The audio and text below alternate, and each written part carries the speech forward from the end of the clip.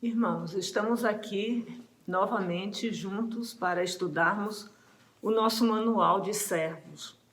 E nós vamos ver um assunto muito importante hoje. Durante alguns domingos, nós já estamos estudando vários aspectos do servo do Senhor Jesus Cristo. Nós estudamos a condição inata de escravo que todos nós temos. Nós estudamos a dedicação do servo do Senhor, a dedicação exclusiva ao Senhor, para demonstrar o real valor e caráter do nosso Senhor. Nós estudamos as qualidades que precisamos ter como servos, que são resultado do amor de Deus em nós. Mas você deve estar pensando, o que mais caracteriza um servo, principalmente um escravo, é que ele trabalha. O que mesmo é o trabalho de um escravo de Jesus Cristo? E a resposta é simples, e talvez simples demais, mas uma resposta simples é que podemos ver o servo do Senhor Jesus Cristo trabalhando nas mais diversas áreas da vida comum. Os servos de Jesus exercem as mais variadas profissões e atividades. O que os diferencia é a consciência de sua missão. O alvo que dá significado à vida e trabalho do escravo de Jesus é diferente das demais pessoas. O escravo de Jesus tem uma missão dada pelo próprio Senhor. E hoje nós vamos refletir sobre esta missão.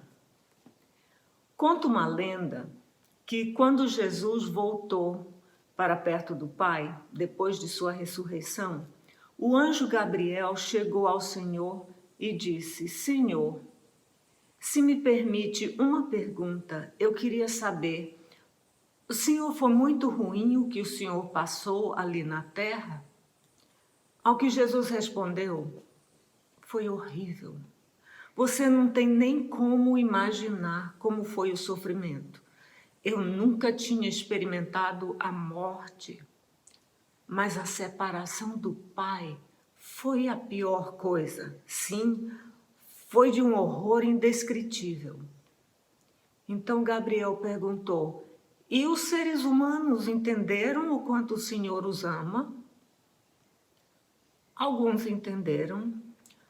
Um grupo pequeno, Pedro, Tiago, João e alguns outros, disse Jesus. E Gabriel continuou: e o Senhor montou algum plano para que os outros venham a saber? Sim, eu disse a esse grupo que contasse para os outros e que estas pessoas contassem a outros ainda. E Senhor, se eles não fizerem, o Senhor tem um plano B? Não, só existe esse plano. Isto é só uma lenda, mas mostra bem a importância da missão que nós vamos considerar hoje. É o único plano para a divulgação da boa notícia sobre o amor de Deus em Jesus Cristo. E nós, os servos de Jesus Cristo, recebemos o mandato de cumprir esta missão. Jesus falou sobre essa missão em pelo menos 3 ocasiões e lugares diferentes. Estes estão relatados nos 4 evangelhos e mais Atos. O primeiro evangelho é Mateus, mas ele não é cronologicamente o primeiro lugar em que Jesus falou sobre a nossa missão. Mas vamos ver o que diz Mateus. No capítulo 28, os versos 16 a 20, o evangelista escreve desta forma: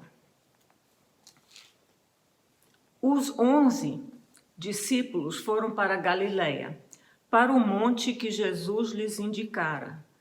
Quando o viram, o adoraram, mas alguns duvidaram. Então Jesus aproximou-se deles e disse: foi-me dada toda a autoridade nos céus e na terra. Portanto, vão e façam discípulos de todas as nações, batizando-os em nome do Pai e do Filho e do Espírito Santo, ensinando-os a obedecer a tudo o que eu lhes ordenei. E eu estarei sempre com vocês até o fim dos tempos. Aqui o lugar é um monte na Galileia, e o tempo é alguns dias depois da ressurreição. Já os evangelistas Marcos, Lucas e João colocam o mesmo assunto, mas em outro lugar. Portanto, Jesus está falando no assunto, mas ele está falando uma outra vez. Nós vamos ler apenas o texto de Marcos, mas eu vou dar a referência de Lucas e João para que vocês olhem em particular. Este assunto está em Lucas 24, os versos 36 a 49. E no Evangelho de João fica no capítulo 20, os versos 19 a 23. Nós vamos ler agora Marcos 16, de 14 a 16. Nos versos anteriores a estes, Marcos conta como Maria Madalena, Salomé e Maria, a mãe de Tiago, foram ao sepulcro e aprenderam ali que Jesus havia ressuscitado. Então Maria Madalena foi correndo dizer aos discípulos que Jesus estava ressurreto. Os discípulos estavam escondidos com medo dos judeus e lamentando e chorando pela morte de Jesus. Mas quando Maria Madalena contou sobre a ressurreição de Jesus, eles não acreditaram. No meio tempo, conforme Lucas narra, Jesus apareceu aos 2 discípulos no caminho de Emaús. E eles voltaram e contaram aos outros discípulos que haviam visto Jesus, os discípulos que estavam em Jerusalém. Mas eles continuaram não crendo. E a partir do verso 14, Marcos escreve assim: Mais tarde, Jesus apareceu aos 11 enquanto eles comiam. Censurou-lhes a incredulidade e a dureza de coração, porque não acreditaram nos que o tinham visto depois de ressurreto. E disse-lhes: Vão pelo mundo todo e preguem o evangelho a todas as pessoas. Quem crer e for batizado será salvo, mas quem não crer será condenado. Neste texto, os discípulos e Jesus estão em Jerusalém. É um acontecimento anterior ao acontecimento que Mateus narra. O tempo, vocês podem ver, é pouquinho depois, talvez no mesmo dia ou talvez o dia posterior à ressurreição, mas é pouquinho depois da ressurreição de Jesus Cristo. Já Lucas narra uma outra oportunidade em que Jesus fala sobre o mesmo assunto, quando ele escreve o livro de Atos. Lá no capítulo 1, os versos 8 a 12, está escrito assim: Mas receberão poder quando o Espírito Santo descer sobre vocês, e serão minhas testemunhas em Jerusalém, em toda a Judéia e Samaria e até os confins da terra.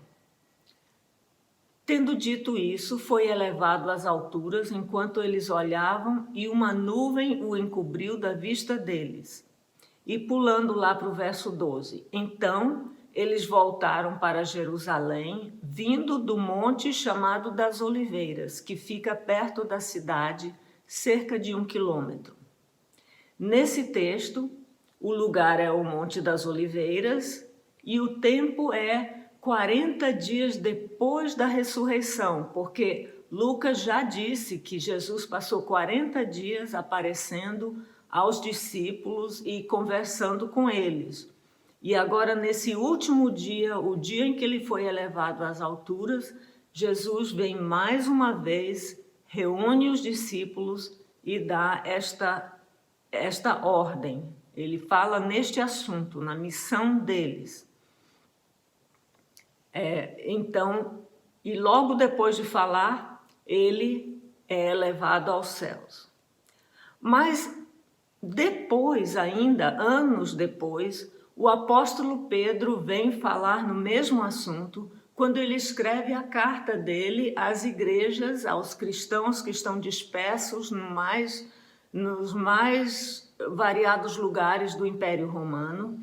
Na sua primeira carta, no capítulo 2, no verso 9, Pedro fala assim: vocês, porém, são geração eleita, sacerdócio real, nação santa, povo exclusivo de Deus, para anunciar as grandezas daquele que o chamou das trevas para a sua maravilhosa luz.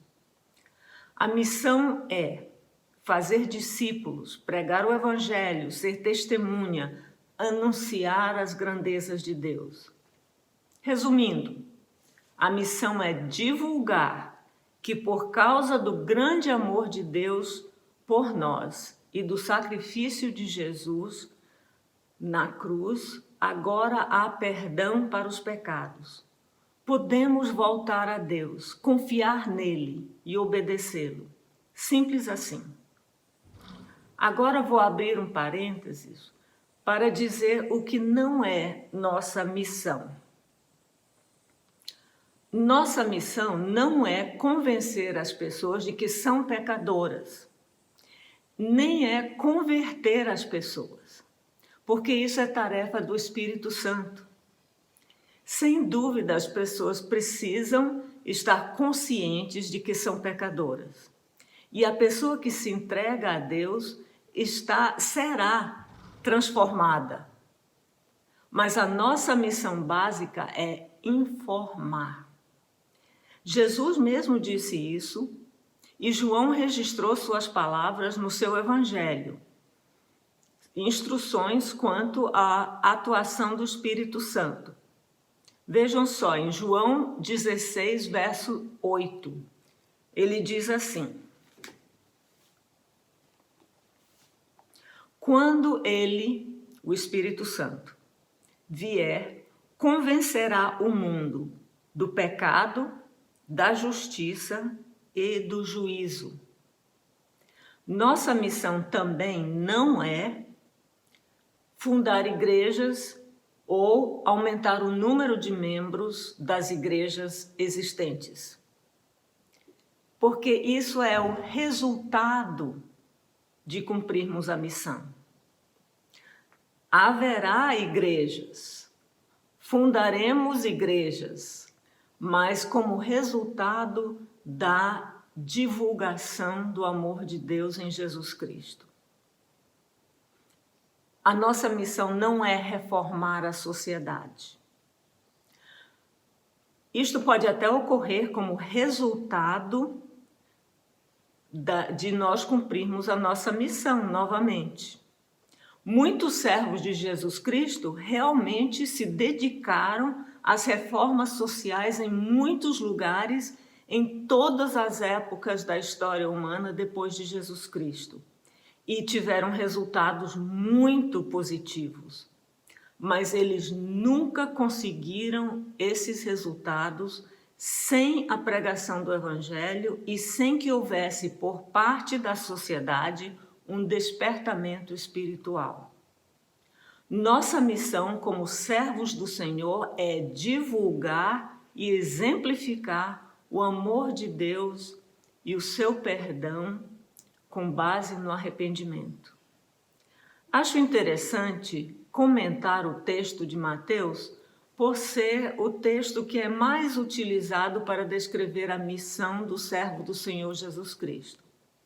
Encontraremos aqui 3 tarefas básicas envolvidas no fazer discípulos. Leiamos novamente apenas os versos 19 e 20 do capítulo 28 de Mateus. Portanto, vão e façam discípulos de todas as nações, batizando-os em nome do Pai e do Filho e do Espírito Santo, ensinando-os a guardar ou obedecer tudo o que eu tenho lhes ordenado. No grego, nós temos nesse texto apenas um imperativo. No português, nós temos dois, vão e façam. No grego, temos apenas um imperativo. É a palavra façam. E são, então, 3 gerúndios que nos indicam as tarefas específicas envolvidas no fazer. Os 3 verbos que estão no gerúndio são indo, batizando, ensinando. Então, vamos tomar cada uma dessas expressões e considerar o que isso significa para nós, os servos do Senhor, que estaremos fazendo estas coisas. Indo. O ir é o que fazemos diariamente. Nós nos deslocamos de um lugar para o outro para trabalhar, para fazer compras, para estudar ou para passear. Então, no nosso ir e vir diário, tenhamos em mente a missão de divulgar o Evangelho por onde passarmos, da maneira que for possível. Alguém pode também ser forçado por alguma circunstância a se deslocar para algum outro lugar. Por exemplo, viajar ou mudar de residência. Nesta viagem ou mudança, temos a missão de fazer discípulos, ser testemunhas, divulgar a mensagem de Cristo.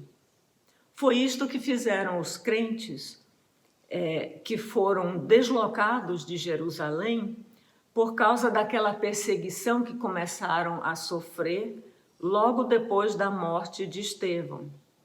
O relato é de Lucas.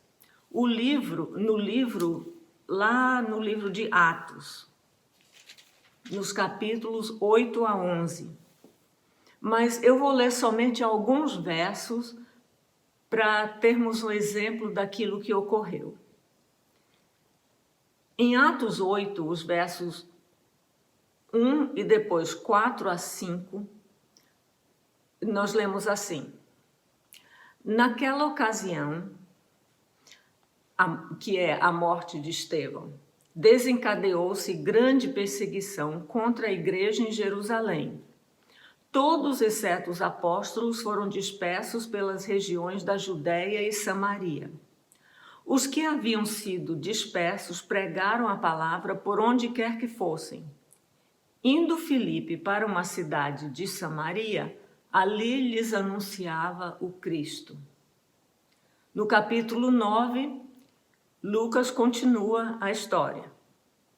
Viajando por toda parte, nessa época de perseguição, Pedro foi visitar os santos que viviam em Lida. Ali encontrou um paralítico chamado Enéas, que estava acamado fazia 8 anos. Disse-lhe Pedro: Enéas, Jesus Cristo vai curá-lo. Levante-se e arrume a sua cama. E ele se levantou imediatamente. Todos os que viviam em Lida e Sarona o viram. E, gente, olha o que aconteceu. Eles se converteram ao Senhor. Nós vemos aqui um exemplo de uma maneira outra de falar do Evangelho. Pedro não só falou sobre Cristo, mas ele demonstrou o poder de Jesus e demonstrou o amor de Deus ao curar Enéas. Já no capítulo 11, Lucas continua a relatar: os que tinham sido dispersos por causa da perseguição desencadeada com a morte de Estevão chegaram até Fenícia, Chipre e Antioquia. Eles mudaram até de país. E eles chegaram ali anunciando a mensagem apenas aos judeus.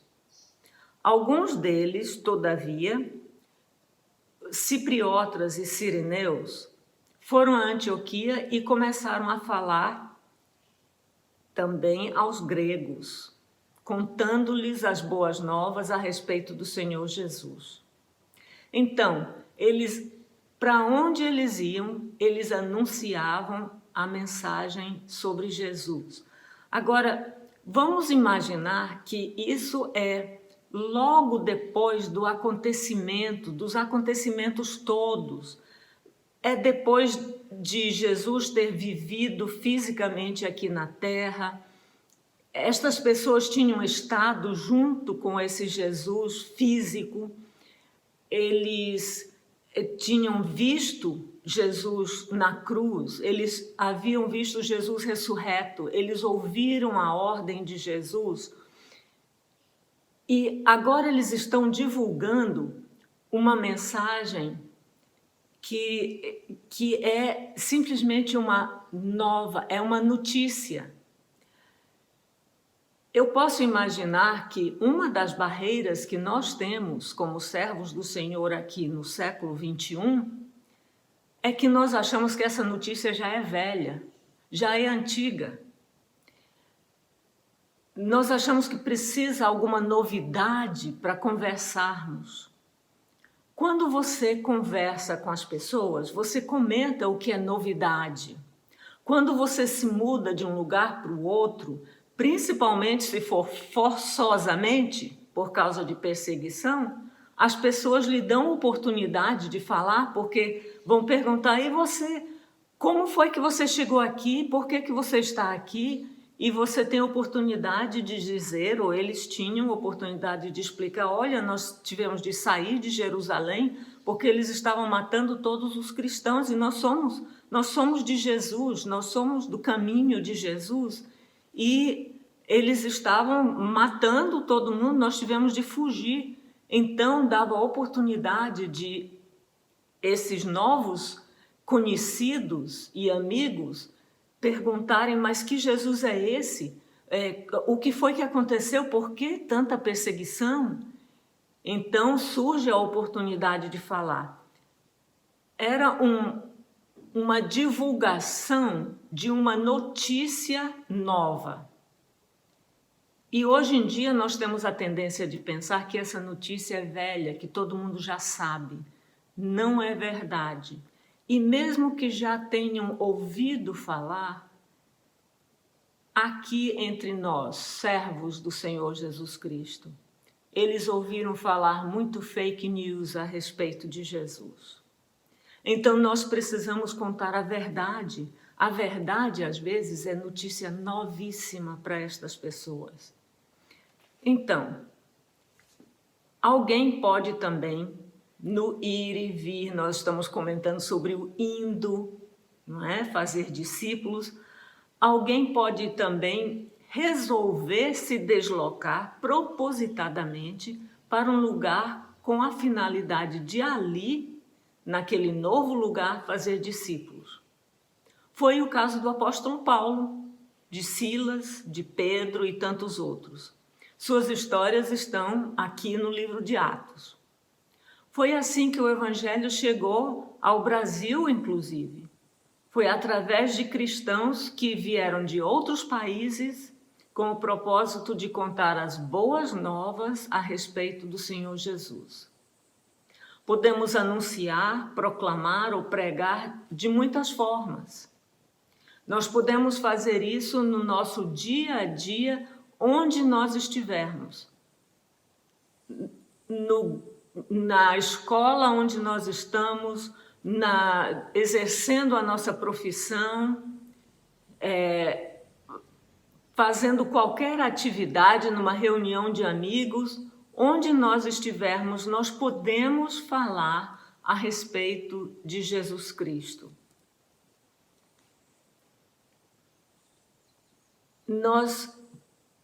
Mas existe uma condição que é indispensável. É indispensável se nós queremos ser eficientes na divulgação da nossa mensagem. É que a vida daquele que anuncia a boa nova precisa dar evidência clara da sua própria obediência a Cristo e do amor de Deus que está nele. Em nossas idas e vindas na vida, não deixemos de divulgar a boa notícia do amor de Deus demonstrado em Jesus Cristo. Falemos bem do nosso Senhor. Encontrei um texto que eu achei muito oportuno para esta hora. Repare nesse texto uma circunstância que pode dar uma oportunidade para anunciar a boa nova. Está lá em 1 Pedro. 1 Pedro, vocês vão lembrar, fica lá no fim da Bíblia, perto das cartas de João. E Pedro, na sua primeira carta, no capítulo 3, nos versos 13 a 15, ele fala assim. Ele está falando sobre o sofrimento que os cristãos estão experimentando. Lembra que Pedro está falando a cristãos que estão dispersos por causa de perseguição. Eles estão dispersos por todos os recantos do Império Romano. E essa carta é uma carta circular, é para todos esses cristãos. E porque eles estão sofrendo, então ele dá algumas recomendações a respeito de como encarar o sofrimento. E no verso 13 do capítulo 3 da sua carta, ele fala assim: quem há de maltratá-los se vocês forem zelosos da prática do bem? Todavia, mesmo que venham a sofrer porque praticam a justiça, vocês serão felizes. Não temam, isso é uma citação de Jesus, não temam aquilo que eles temem. Não fiquem amedrontados. Antes, santifiquem a Cristo como Senhor em seu coração. Estejam sempre preparados para responder a qualquer pessoa que lhes pedir a razão da esperança que há em vocês. Agora, pensemos bem sobre o que ele está falando aqui. Veja a situação. A pessoa está sofrendo porque fez o que é certo. Ele fez o que Deus quer, isso que é justiça. Mas alguém não gostou do que ele fez. Talvez uma autoridade, ou seu patrão, ou um amigo. As pessoas estão observando o sofrimento desse servo de Deus e a reação dele ao sofrimento. Mas o servo de Deus, no caso, não teme o castigo da autoridade, porque ele confia em Deus. Ele não teme ser demitido pelo patrão, porque ele sabe que o seu Senhor verdadeiro vai abrir portas e ele não teme críticas, mas responde de maneira graciosa aos insultos dos amigos. Este servo simplesmente continua fazendo o que é correto. Ele sabe que o Senhor verdadeiro de sua vida é Jesus Cristo, e ele confia na sabedoria e no amor de Jesus. Então, alguém chega e pergunta: como você consegue? Qual é o teu segredo? Você saberia responder? Quantas oportunidades de anunciar o Evangelho aparecem no meio do sofrimento do servo do Senhor? Isto é, se realmente Cristo é Senhor exclusivo de nossa vida. Então aprendamos a ver o sofrimento como oportunidade. Mas precisamos comentar o restante do texto de Mateus. Mateus 28, 19 e 20. Vou ler mais uma vez para lembrarmos o que diz. Portanto, vão e façam discípulos de todas as nações, batizando-os em nome do Pai e do Filho e do Espírito Santo, ensinando-os a obedecer a tudo o que eu lhes ordenei. E eu estarei sempre com vocês até o fim. O servo do Senhor vai cumprir a ordem de batizar em nome do Pai e do Filho e do Espírito Santo. Isso faz parte da nossa proclamação, da nossa divulgação, porque o batismo é uma cerimônia em que a pessoa que já ouviu a boa notícia de Jesus Cristo, ele ouviu porque o servo de Deus anunciou, esta pessoa passou a confiar no amor de Deus a ponto de se submeter a ele em obediência. E agora ele se dispõe a viver conforme o caráter do Deus triuno, tendo como Senhor e dono da sua vida o Senhor Jesus Cristo e como orientador o Espírito Santo. Ele se torna então escravo de Cristo. E o ensino é sempre necessário. É necessário para todos nós que somos servos de Deus. O ensino e estudo do nosso manual, a Bíblia, é extremamente importante. Como obedecer se não conhecemos a vontade de Deus? É na Bíblia que nós encontramos escrita a vontade de Deus que vamos obedecer de modo crescente, na medida que aprendemos e a colocamos em prática. Esta é, então, a missão do servo do Senhor Jesus: anunciar o amor de Deus demonstrado na morte e ressurreição de Jesus, que nos inspira a confiar em Deus e obedecê-lo, e coloca à nossa disposição o perdão do pecado. Nos próximos domingos, nós vamos estudar a respeito dos recursos que estão à nossa disposição para o serviço. Nosso Senhor é riquíssimo e provê recursos extraordinários para que o nosso trabalho seja eficiente. Que Deus nos abençoe e que nós comecemos hoje, se ainda não fizemos. Vamos lembrar de divulgar a notícia sobre Jesus Cristo.